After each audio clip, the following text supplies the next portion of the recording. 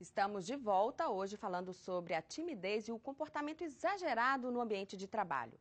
E quem está aqui no nosso estúdio é Roberta Andrade, que é consultora em comunicação empresarial, fonoaudióloga, especialista em neurociências e comportamento, em voz e comunicação e mestre em análises do discurso. Bem-vinda, Roberta. Obrigada.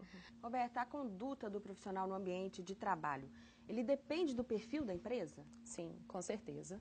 Nós temos que entender qual que é a cultura dessa empresa, o que a organização exige da comunicação dos seus colaboradores diante da sua visão e, a partir disso, o colaborador deve entender, a comunicação da minha empresa é uma comunicação mais formal, então até mesmo a minha imagem precisa ser mais formal, ou não, ela é mais informal, então eu posso ousar um pouco mais no meu estilo e na minha forma de comunicar, pode ser uma comunicação mais desinibida, mais próxima do meu cliente. Agora, uma pessoa que é muito tímida, mal consegue falar com os colegas, como é que ela consegue lidar com essas situações? Certo. Isso é um problema muito frequente, como nós vimos no próprio vídeo, que o tímido ele tem uma comunicação que não passa muita assertividade, aquele tom de voz mais baixo, uma fala não fluente, articulação muito restrita, porque ele não tem nem vontade que o outro entenda o que ele está falando. O olhar mais para baixo, a gente viu no vídeo as mãos trêmulas, quase não gesticula, então isso impacta de uma forma muito negativa no ambiente de trabalho, inclusive porque o tímido ele pode perder condições de ser promovido, de ser mais valorizado pelo líder. Então o tímido ele precisa buscar por ajuda, ele precisa de um tratamento, de recursos, de técnicas específicas para que ele desenvolva a sua comunicação. Agora, ele prefere até deixar de dar uma opinião, dar uma solução no problema, por exemplo, dentro do escritório, mais para evitar de ter que falar para as outras pessoas? Sim. Pela timidez? Sim, isso é muito frequente, até mesmo para evitar o confronto. Então ele se acomoda, ele prefere ficar no meio dele do que assumir desafios. E essa é uma queixa muito frequente dos nossos clientes. Para você ter uma ideia, de 10 clientes que chegam na nossa empresa querendo um aperfeiçoamento, ou por um coach, ou por um curso de oratória, 8 têm timidez e medo de falar em público. Medo de falar em público, inclusive, é um dos maiores medos que existem, né? Exatamente. Tem uma pesquisa na Inglaterra que mostra que o medo de falar em público é o principal medo da humanidade. Depois, antes mesmo do medo da morte. Em segundo lugar, vem o medo de altura, medo de insetos e em quarto lugar, o medo da morte. Agora, como aliar um comportamento tímido a uma empresa liberal, onde as pessoas, por exemplo, se cumprimentam com abraços e beijos e aquela pessoa mais recatada, não gosta muito de contato, ela tem que entrar nesse clima ou a empresa tem como fazer um limite para respeitar também o jeito dessa pessoa? Sim. A pessoa ela tem que ser estratégica. Em que ponto que ela quer chegar? Ela está satisfeita com a função dela, ficando de modo mais tímido, mais restrita no trabalho? Ela está adequada para a função? Porque tem empresas, como a gente viu também no exemplo do vídeo, que precisam dos funcionários mais introspectivos, que geralmente são pessoas muito organizadas, muito atentas. Agora, ela tem que se relacionar bem com os colegas, porque o que a gente vê hoje é que a comunicação ela é o nosso diferencial competitivo.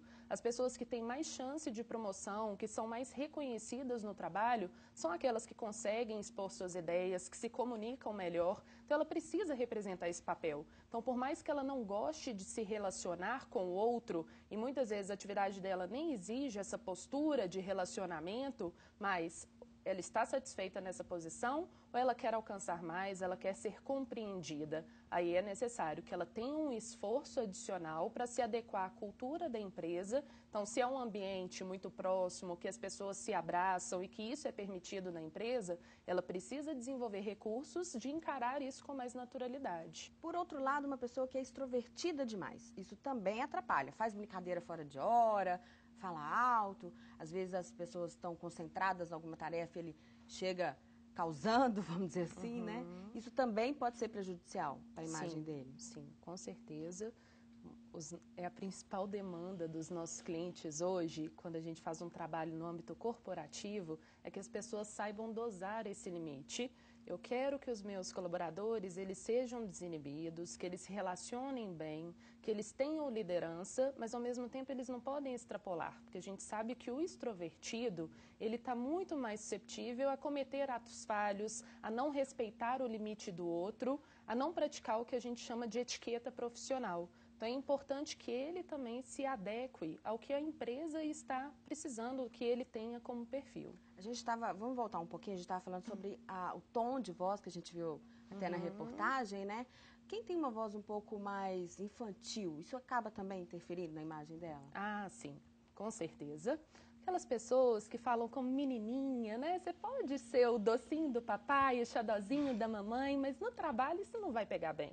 Então, quem fala como menininha, o que ela assume? Geralmente é aquela pessoa que conversa em sorriso, com uma entonação de fala que a gente chama de ascendente, com prolongamento de vogais para parecer doce, meiga. E vamos supor que essa pessoa é uma líder, uma executiva, e ela chega ao trabalho e vai convocar todos os colegas para uma reunião. Aí ela chega falando, bom dia, queridos, tudo bem com vocês? Vamos para a nossa reunião?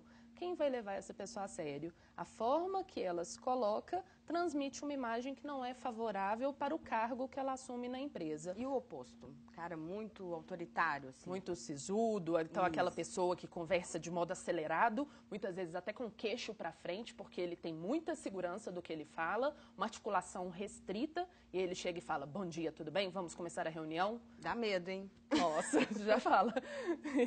Hoje o chefe tá bravo, porque realmente ele não passa uma imagem de liderança, ele sim de chefia. As pessoas estão subordinadas, né, a ele, isso. E aí, como que é essa pessoa que tem um cargo de liderança e tem ou o lado muito introvertido ou o lado muito extrovertido, ou autoritário, igual a gente está dizendo aqui, como é que essa pessoa vai trabalhar esse lado dela? É possível ela aprender a controlar um pouco essa forma? Sim, é possível. Ela precisa saber dosar como passar por esses diferentes papéis. Primeiro passo, autoconscientização. Então, a gente precisa trabalhar com essa pessoa, como ela se vê, porque muitas vezes ela não tem percepção de que ela está sendo autoritária. Então, qual que é a sua imagem? Como o outro te vê? Então, será que a imagem que você deseja transmitir, você está conseguindo atingir isso com o seu interlocutor? E aí eu chego num terceiro passo, que é como eu quero ser visto. E aí eu traço minhas metas. Não, eu vejo que eu sou arrogante, eu tenho que assumir um padrão de fala muito mais envolvente, mais assertivo com as pessoas, mas sem ser impositivo. E aí a gente passa para um segundo trabalho, que é conheça o seu interlocutor. Então, como que é a sua equipe de trabalho? Se você está numa relação comercial, como que é o seu cliente? Vamos supor, você chega para apresentar uma proposta comercial para um cliente, seu cliente é extremamente pragmático, que é um perfil que a gente chama daquela pessoa que é muito objetiva, muito prática, vai direto ao ponto, tem uma velocidade de fala muito rápida, e eu sou muito lenta, eu sou da paz, eu converso sempre naquele monotom. Se eu chegar para uma reunião dessa forma, a pessoa não vai ter paciência, eu não vou conseguir nem defender a minha proposta. Agora, eu tenho que me equilibrar ao perfil de comunicação do meu interlocutor. Se é o contrário, se é um cliente mais analítico, que me recebe com calma, que gosta de detalhes, e eu sou acelerado, aí não, pisa no freio. Você tem que se adequar mais uma vez ao seu interlocutor, porque senão você passa uma imagem de afobado, de estressado. Infelizmente, o nosso tempo está acabando, Roberta, mas a última pergunta, as empresas podem ajudar esses funcionários a se adequarem melhor? Sim, com certeza. Eles podem torná-los mais adequados para a função que eles desempenham hoje. Então, as empresas, elas precisam buscar por capacitações para que adequem esses programas de treinamento à comunicação da empresa com a comunicação do colaborador, para que realmente forme uma identidade corporativa. Muito obrigada pela sua presença aqui no Prego e Renda. Obrigada a você.